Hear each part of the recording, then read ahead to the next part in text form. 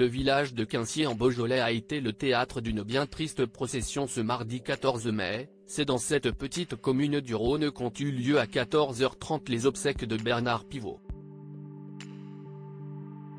Le célèbre journaliste connu pour ses émissions Bouillon de culture et double jeu, ainsi que pour avoir créé les championnats de France puis du monde d'orthographe, s'est éteint le 6 mai dernier à l'âge de 89 ans, après des mois de lutte contre un cancer, selon ce qu'a rapporté Le Parisien.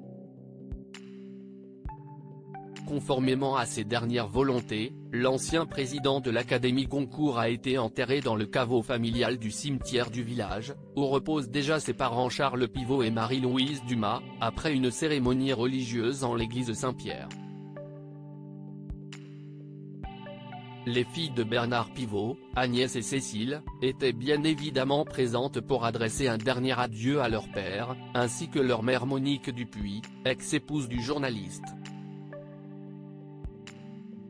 Sa dernière compagne, une médecin qu'il surnommait sa dame de cœur, a elle aussi été aperçue aux côtés de Jean-Charles, frère cadet de l'ancien fondateur du magazine Lire devenu vigneron à Quinciers, et d'Anne-Marie, sa sœur qui a fait carrière en tant que professeur d'allemand.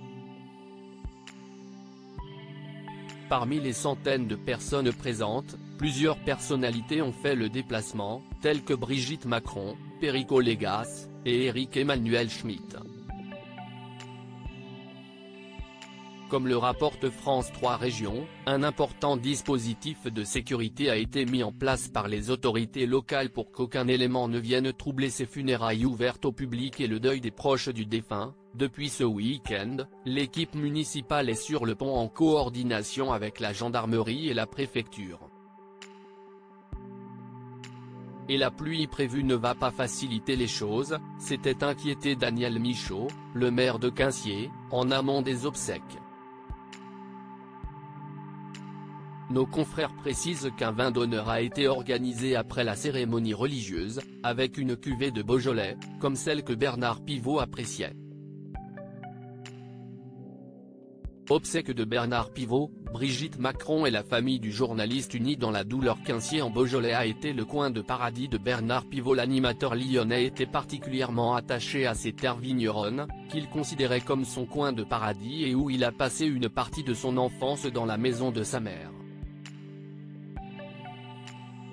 Il a même été conseiller municipal de Quinciers en Beaujolais entre 1977 et 1983.